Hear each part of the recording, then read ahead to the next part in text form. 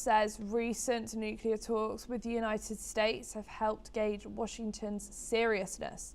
The Foreign Ministry said there was enough consensus to continue on the diplomatic path. US and Iranian diplomats met last week in Oman through Omani mediators. The talks came after President Donald Trump positioned a US naval flotilla in the region, raising fears of possible military escalation. Iran said the Muscat meeting was a brief but useful in testing intentions on both sides. Tehran now believes diplomacy can move forward. The Foreign Ministry also confirmed that senior advisor Ali Lajani is visiting Oman before travelling on to Qatar for regional consultations. Iran also warned the US to act independently, urging Washington to resist what it called Israeli pressure ahead of the Israeli Prime Minister's expected visit. We are now being joined by Dr. Satoru.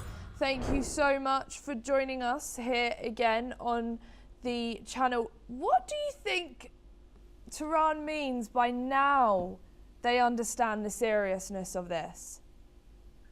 There is a negotiation between US and Iran, but at the same time, Iran hasn't agreed US demand.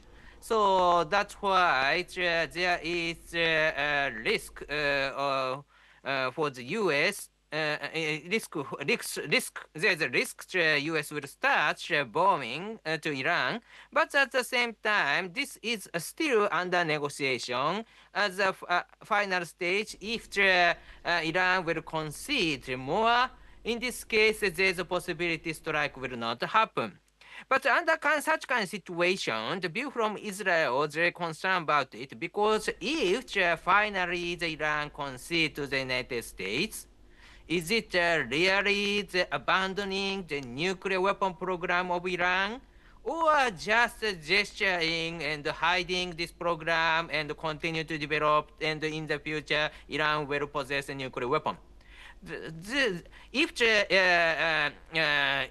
there's a risk Iran can continue the nuclear weapon development program, this is a serious security concern for Israel. So that's why even if this is a negotiation between US and Iran, Israel want to explain the situation Israel is facing and try to persuade the United States. Do not forget interest of Israel, and that is the reason they try to communicate. Prime Minister Netanyahu communicate with President Trump very carefully and very friendly, and about U.S.-Iran negotiation. Thank you. Please don't go too far, as we will come back to you very shortly. Coming at you with some more breaking news. Tensions in Bangladesh are rising ahead of parliamentary elections.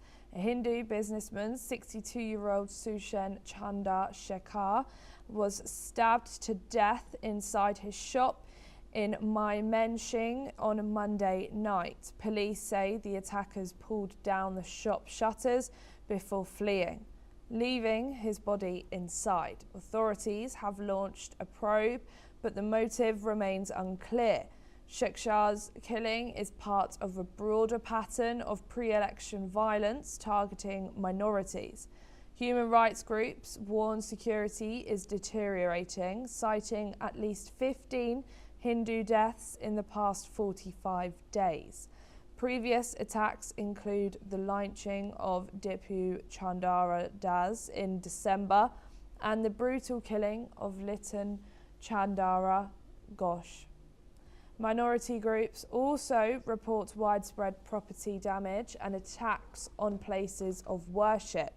The international community is watching closely as fears grow over communal violence and political instability.